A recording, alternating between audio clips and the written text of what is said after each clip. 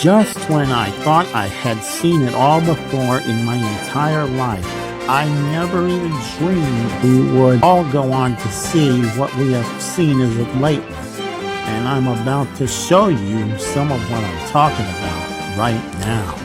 This show is for those of you who understand that fearlessness isn't a single action, but it's a lifestyle. So let's freaking go.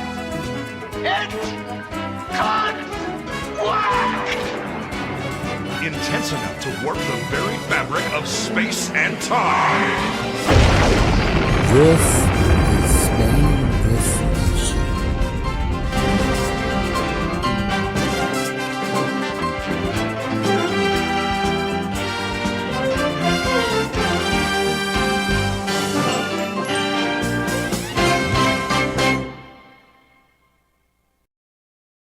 Over the last 2 years, and after Bob Iger came back and said, hey, we got to make some changes to everything. While I was gone, even though I wasn't really gone, things really fell apart, but I'm here to button things back up. And that resulted in them announcing massive layoffs. Initially, it was supposed to be 7,000 people that got laid off in 2023. That turned into 8,000. And then Bob Iger said, but don't worry. It was hard.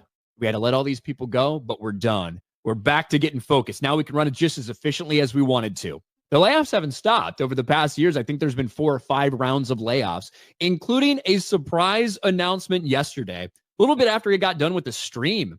In fact, we found out that, no, the Disney bloodbath is not over. More mass layoffs across television, film, and corporate finance.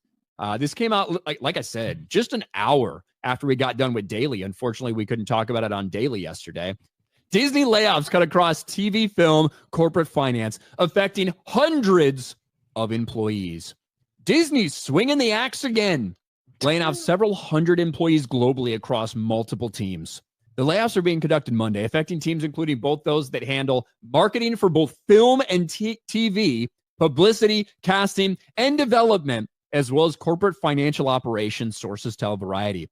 Disney's positioning the cuts as enhancing its ability to operate more efficiently. Yeah. What else are you going to fucking say? Sure. Hey, we need to fucking balance the books. We spend way too much fucking money. We're not bringing in enough money. That's why we did this. No, well, we hurt for the people that aren't around anymore, but, we just thought this would make us more efficient. Of course, that's how they're going to be positioning it.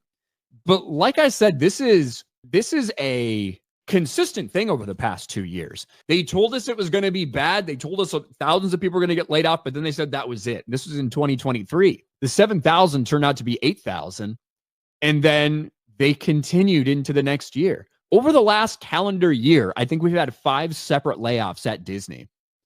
The cuts come just a few months after Disney laid off nearly 200 staffers across its TV and ABC News operations in March. After the company let go 75 across ABC and local stations in October. Last September, the company let go of 300 employees.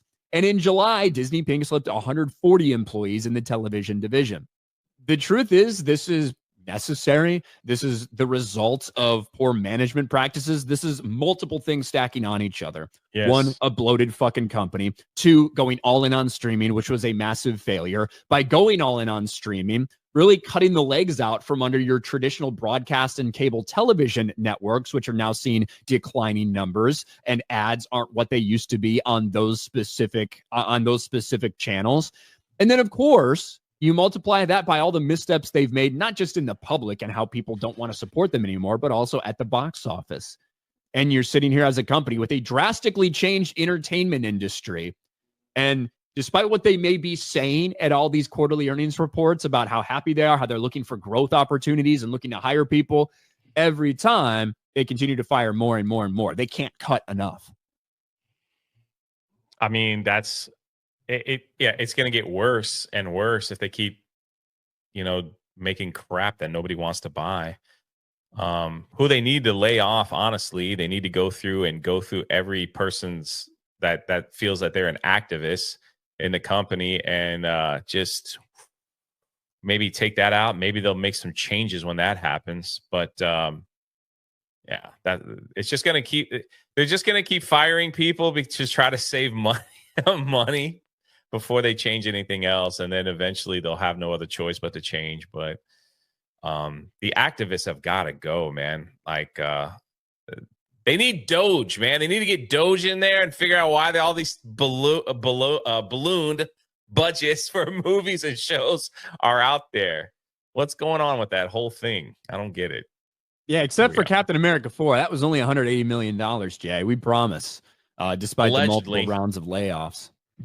Allegedly. I mean, places like Pixar. Pixar's got another movie coming out that's looking like it's going to bomb. It's called Elio. They spent almost $300 million on that. It was delayed by over a year because they had to completely overhaul it because they didn't know what they were doing. Pixar is a studio within Disney that they pushed out a lot of experienced people. They pushed out a lot of experienced people to bring in activists, to bring in diversity, to bring in people, not because they were good at their job, but because of the color of their skin or who they like to fuck. That's the reality of the things that happen at Walt Disney Animation and at Pixar. They forced out people that made Pixar what it was when Disney bought it. And now, unless it's something that's attached to something that people already like, say Inside Out 2, a sequel like that. And of course, that's why they're announcing Toy Story, 12 and 13 or however many they're going to do, and Frozen 3, because all their original shit over the past several years flops. It's a nightmare. And it still, like, even changes to their theme parks that make a lot of money, destroying IP such as Star Wars, which I always felt Star Wars should be printing money for them, like it's no one's business. Marvel as well. Now we're at where people do not even care to watch Disney Plus. They've come out and said Disney Plus is a failure.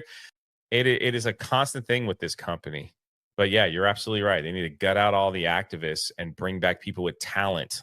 Hire people for their talent, not for their hashtags and things that they put flags they fly in their bio. But yeah, and truthfully, the theme parks and some of the sports deals that they have, like, those are the things that are carrying the company, right? Yeah. Whereas traditional linear television, streaming, box office, they're struggling across all these other aspects.